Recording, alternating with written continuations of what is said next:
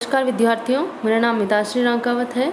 ई lecture learning की श्रृंखला में आज हम सी 204 सर्विंग 1 के टॉपिक माइनर इंस्ट्रूमेंट्स में प्लेनीमीटर को पढ़ेंगे। इससे पहले के लेक्चर में हमने एबनी लेवल तथा हैंड लेवल के बारे में पढ़ा था। प्लेनीमीटर जो है वो एक ऐसा इंस्ट्रूमेंट होता है जिसकी मदद से हम किसी भी एरिया को कैलकुलेट करते हैं। तो जनरली क्या होता है, ऐसा एरिया जो कि इर्रेगुलरली प्लॉट किया हुआ हो उसको कैलकुलेट करने के लिए काफ़ी डिफ़िकल्टी होती है।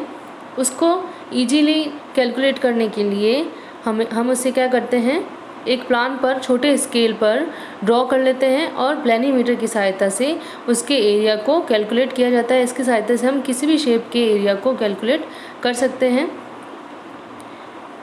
डायग्राम में आप देख पा रहे हैं एक प्लेनीमीटर को दर्शाया गया है जिसके निम्नलिखित भाग हैं: tracing arm, tracing point, anchor arm, weight and needle point, clamp, hinge, tangent screw, index, wheel, dial और वर्नियर।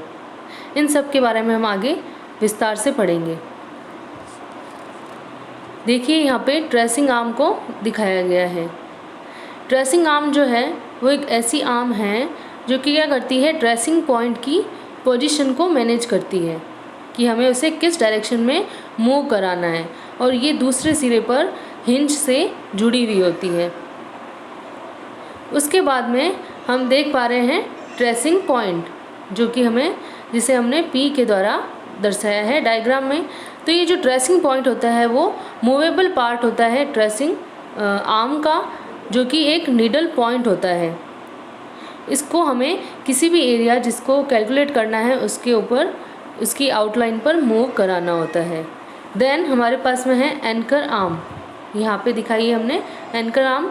एंकर आर्म जो है वो जो ये नीडल पॉइंट है उसकी पोजीशन को मैनेज करता है, और ये दूसरे सिरे पर वेट और नीडल पॉइंट द्वारा कनेक्टेड होता है, जो कि एक इंटीग्रेटेड यूनिट होती है। देन हम देख पा रहे हैं वेट लगाया हुआ है और एक नीडल पॉइंट दर्शाया गया है जिसे हमने R के द्वारा प्रदर्शित किया है। ये जो हमारा नीडल पॉइंट है, वेट है, उसको हम एंकर भी कहते हैं। ये जो हमारी फाइन नीडल पॉइंट होता है वो किसी भी हैवी ब्लॉक के ऊपर बेस्ड होता है, और इसके द्वारा ये जो नीडल पॉइंट है इसके द्वारा किसी भी स्टेशन को क्या कर दिया जाता है, एंकर्ड कर दिया जाता है। यानी प्लान पर किसी भी स्टेशन पर इसे एंकर कर दिया जाता है ताकि हम ट्रेसिंग आर्म को जो है इजीली मूव कर सकें। देन हम देख पा रहे हैं यहाँ पर एक क्लैंप दर्शाया गया है। इस क्लैंप का जो कार्य होता है वो ट्रेसिंग आर्म को फिक्स करने का कार्य होता है, और हमारे जो ट्रेसिंग आर्म की लेंथ है उसको हमें क्या करना होता है, विदाउट किसी एक्सटेंशन की हमें स्टैंडर्ड जो लेंथ है हमारी उसको हमें इस क्लैंप के द्वारा फिक्स करना होता है। इसके बाद में ही हम क्या कर सकते हैं, किसी भी एरिया को ट्रेस कर सकते हैं। देन हिंज, जैसा कि पहले मैंने बताया था कि ट्रेसिंग आर्म का एक जो एंड होता है वो कहाँ एंकर्ड रहता है, हिंज पर, और ये हिंज के साथ में एक इंटीग्रेटेड यूनिट होती है जिसके अबाउट क्या करता है ट्रेसिंग आर्म या जो ट्रेसिंग पॉइंट है वो मूव करता है, रोटेट करता है। देन है टेंजेंट स्क्रू। यहाँ क्लैंप के अपोजिट हमने एक टेंजेंट स्क्रू को दर्शाया है। इसकी सहायता से हम क्या करते हैं, ट्रेसिंग आर्म को रिक्वायर्ड लेंथ पे हम एक्सटेंड कर सकते हैं। आगे है हमारे पास में इंडेक्स। आप यहाँ देख पा रहे हैं इंडेक्स को दर्शाया गया है जो कि हिंज और टेंजेंट स्क्रू और क्लैंप से कनेक्टेड है। ये जो इंडेक्स है इसका जो कार्य होता है वो एक व्हील की तरह कार्य करता है, और ये एक डायल और व्हील द्वारा क्या करता है, इंटीग्रेटेडली अरेंज्ड होता है।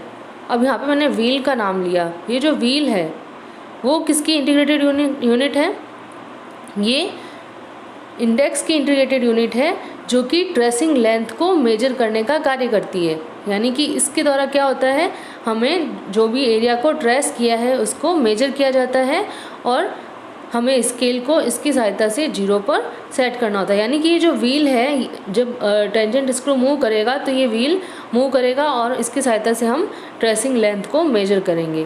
देन डायल जैसे कि बाकी सब जगह कार्य करता है, यहाँ पे भी डायल का जो कार्य है वो क्या होगा, एक स्केल है जो कि 0 पर सेट करने के इनिशियली 0 पर सेट होती है और व्हील के साथ में जुड़ी हुई होती है, जिसकी सहायता से हम एरिया को कैलकुलेट करते हैं। एरिया को नहीं, एक्चुअली लेंथ को कैलकुलेट करते हैं, जिसकी सहायता से हम क्या करेंगे, एरिया को कैलकुलेट करेंगे। देन वर्नियर का हम सबको पता है क्या यूज़ होता है, व्हील से अटैच्ड होगी ये और एक राउंडेड ड्रम के फॉर्म में होता है जिसके ऊपर ग्रेजुएशंस बने हुए होते हैं और इनको हम 100 पार्ट्स में डिवाइड करते हैं।